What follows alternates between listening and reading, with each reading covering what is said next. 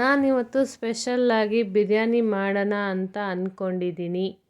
Stopped you, ನಿಮ್ಮನ್ನು ತಡೆದಿರುವವರು ಯಾರು? Special biryani ಅಂತ ಏನಕ್ಕೆ ಹೇಳಿದೆ ಅಂದರೆ, ನನಗೆ ಇದೊಂದೇ ಬಿರಿಯಾನಿ ಮಾಡೋಕ್ಕೆ ಬರುತ್ತೆ. ಅದಕ್ಕೋಸ್ಕರ ಅದು ಕೂಡ ಬೇಗ ಮಾಡ್ತೀನಿ. ಅದಕ್ಕೋಸ್ಕರ ಸ್ಪೆಷಲ್ ಬಿರಿಯಾನಿ ಅಂತ ಹೇಳ್ತೀನಿ. ನನಗೆ ಹೇಗೆ ಇಷ್ಟ ಬರುತ್ತೋ ಹಾಗೆ ನಾನು ಮಾಡ್ಕೊಂಡು ತಿಂತೀನಿ. ಬೇರೆಯವ್ರಿಗೆ ಇಷ್ಟ ಇದ್ದರೂ ಇಲ್ಲದೇ ಇದ್ದರೂ ನನಗಿಷ್ಟ ಆದರೆ ಸಾಕು, ಆ ಥರ ನಾನು ಮಾಡ್ಕೊಂಡು ತಿಂತೀನಿ. ಮಂಜುಗೆ ತುಂಬ ಥರವಾರಿ ಅಡುಗೆಗಳು ಬರುತ್ತೆ ಅಂತ ಅಂದ್ಕೊಂಡಿದ್ದೀರಾ? ನಿಮ್ಮ ಯೋಚನೆ ತಪ್ಪು. ಯಾಕಂದರೆ ನನಗೆ ಯಾವ ಥರ ಅಡುಗೆನೂ ಬರಲ್ಲ. ನನಗೆ ಬೇಗ ಈಸಿ ಆಗೋದು ಮಾತ್ರ ನನಗೆ ಬರುತ್ತೆ ಅಷ್ಟೇ. ನನ್ನ ಪಾತ್ರೆ ಯಾಕೋ ಹೋಗ್ತಾಯಿದೆ, ಯಾಕಂತ ನನಗೂ ಗೊತ್ತಿಲ್ಲ. ಆಮೇಲೆ ನನಗೆ ತುಂಬ ಅಡುಗೆಗಳನ್ನ ಕಲಿಬೇಕು ಅಂತ ಇಂಟ್ರೆಸ್ಟ್ ಇದೆ. ದಯವಿಟ್ಟು ನನಗೆ ಕಮೆಂಟ್ ಮಾಡಿ.